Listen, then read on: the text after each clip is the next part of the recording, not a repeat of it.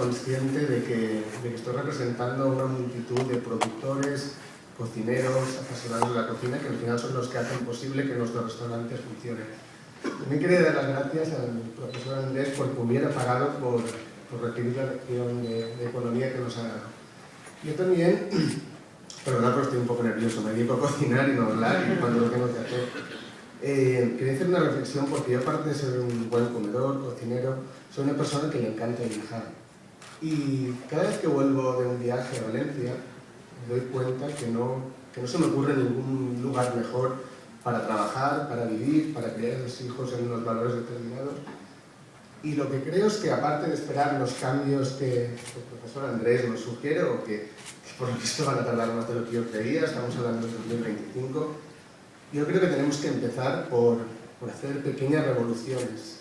No esperemos un gran cambio, sino queremos cada uno pequeñas revoluciones y hagamos lo que está en nuestra mano para intentar que esto cambie, para ser más justos, para trabajar más, para pensar siempre en el que está al lado y no esperemos a que lo haga el que tenemos al lado, porque si no esto no va a cambiar, pero ni de coña. Gracias.